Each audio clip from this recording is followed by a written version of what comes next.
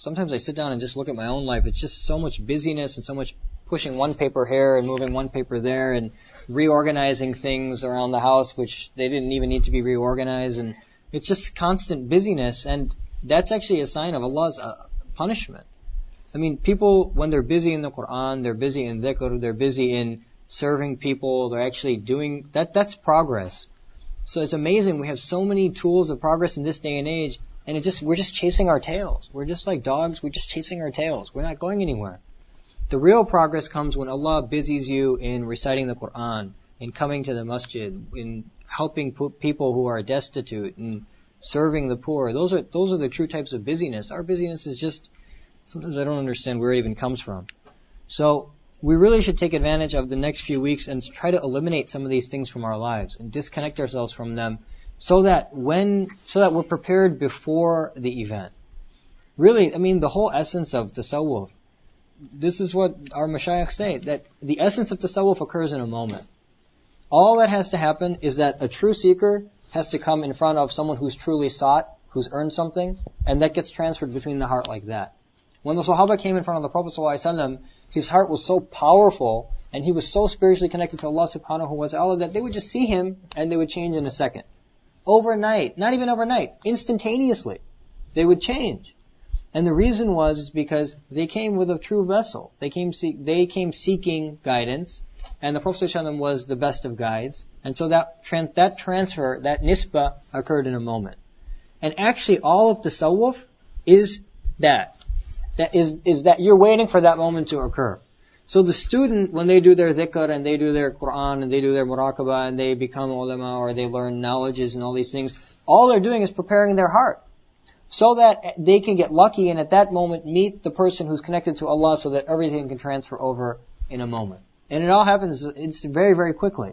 That nisbah, that it's a very, very unique thing to describe. That transfers over immediately in a moment.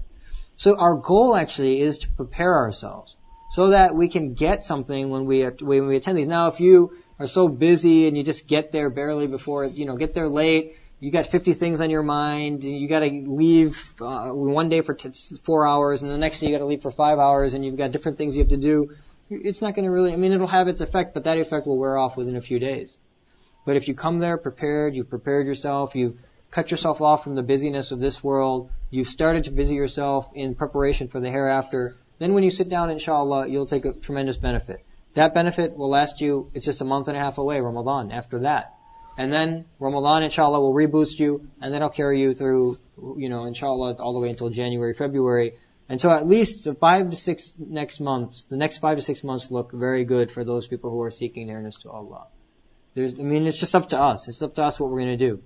Just start cutting things off that you don't need in your life and just start busying yourself with a little bit of the preparation for the hereafter. And then inshallah it'll boost to the next level over that weekend, and then that'll carry on until hopefully the path to Ramadan, and then Ramadan itself, and then i'tikaf, and then after i'tikaf the Hajj time begins, obviously. So Allah puts a lot of blessing in those days as well.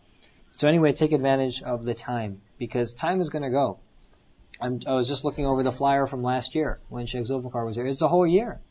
What did we do in a whole year? Amazing. It's amazing that a whole year has passed. And we're just like in neutral. We just keep pressing the gas and we don't go anywhere. Our car is just the engine's spinning, but we're not going anywhere. So take advantage of these really the people who are going to benefit are the 2 or 3 of us, despite the fact that we're going to remind one another over and over and over again. There'll be 2 or 3 of us that are really going to prepare. And actually, the whole reason this event is occurring is because Allah has decided to bestow this mercy upon someone. I don't know who it is. But someone is going to get something out of this, I know that, or this event would not even be occurring. So the fact that Allah subhanahu wa ta'ala is providing the opportunity means that there's someone there that's going to take benefit from it. The question is who. So we should really, really beg Allah and prepare ourselves so that we can take advantage of these opportunities, because we never know what the next moment brings. Find that 10-year-old girl, she got in an accident, she's paralyzed. Physically, it's worse. We're paralyzed in the deen.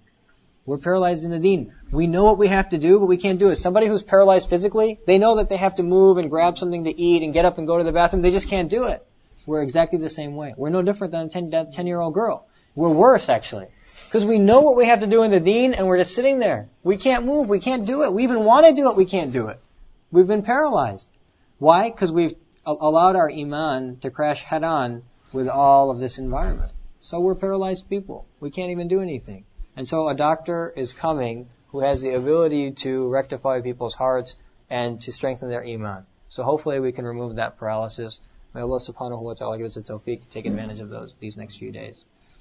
Also, we're going to need some help in preparing for the event. It's going to be, every day that it approaches, I'm just realizing more and more how crazy those days are going to be, because so many people have called me and so many things are opening up, and people actually are coming from many different places. We have people coming from California, from New Jersey, from Atlanta, from Tennessee. So it's going to be a lot of work. And really, the other people who are going to benefit are the people who do the khidmah. They get double the benefit, because they won't be able to sit with Shaykh Zulfiqar as much, but they'll get the benefit of everybody else sitting. And so that's where really a tremendous benefit comes.